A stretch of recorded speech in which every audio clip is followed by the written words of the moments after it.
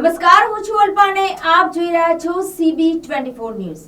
ઉત્તરાયણ નિમિત્તે મુખ્યમંત્રી ભૂપેન્દ્ર પટેલે કરુણા અભિયાન 2024નો પ્રારંભ કર્યો છે। ઉત્તરાયણ પર્વમાં દોરીથી કે અન્ય રીતે ઘાયલ અબોલ પક્ષીઓને બચાવવા માટે રાજ્ય સરકાર દ્વારા દર વર્ષે કરુણા અભિયાન કરવામાં આવે છે। આ વર્ષે ઉત્તરાયણ નિમિત્તે આ કરુણા અભિયાન 20 જાન્યુઆરી સુધી ચાલવાનું છે। રાજ્ય સરકાર અને વન વિભાગના સંયુક્ત ઉપક્રમે આ કરુણા અભિયાન ચલાવવામાં આવે છે, જેમાં દોરીથી કે અન્ય રીતે ઘાયલ પક્ષીઓને બચાવવામાં આવે છે અને તેની સારવાર કરવામાં આવે છે। રાજ્ય સરકાર દ્વારા ઉત્તરાયણમાં ઘાયલ થનાર અબોલ પક્ષીઓને બચાવવા 20 જાન્યુઆરી સુધી કરુણા અભિયાન ચાલશે। રાજ્ય સરકાર દ્વારા વર્ષ 2017થી શરૂ થયેલ આ કરુણા અભિયાનમાં 85,000 પક્ષીઓને સારવાર અપાઈ છે, જે પૈકી સારવાર અપાયેલ 75,000 પક્ષીઓને બચાવવામાં આવ્યા હતા। કરુણા અભિયાન હેઠળ 459 કલેક્શન સેન્ટર અને 488 સારવાર કેન્દ્રો બનાવવામાં આવ્યા છે। વન વિભાગે હેલ્પલાઇન નંબર 1926 અને પશુપાલન વિભાગે 1962 હેલ્પલાઇન નંબર જાહેર કર્યો છે। રાજ્યના નાગરિકો ઘાયલ પશુઓ માટે 8320 0200 મોબાઈલ નંબર પર પણ ફોન કરી શકશે।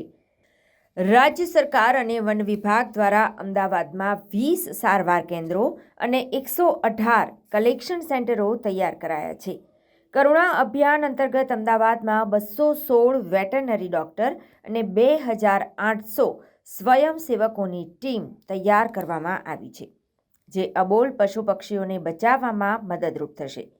મુખ્યમંત્રી શ્રી ભૂપેન્દ્રભાઈ પટેલે 10મી જાન્યુઆરીથી 20મી જાન્યુઆરી 2024 સુધી ઉત્તરાયણ પર્વ દરમિયાન પતંગ દોરાથી પક્ષીઓને ઘાયલ થતા બચાવવા અને ઘાયલ પક્ષીઓની સારવાર માટે ચાલી રહેલા રાજ્યવ્યાપી કરુણા અભિયાન અંતર્ગત અમદાવાદના બોડકદેવ વિસ્તારમાં કાર્યરત વાઇલ્ડ લાઇફ કેર સેન્ટરની મુલાકાત લીધી હતી।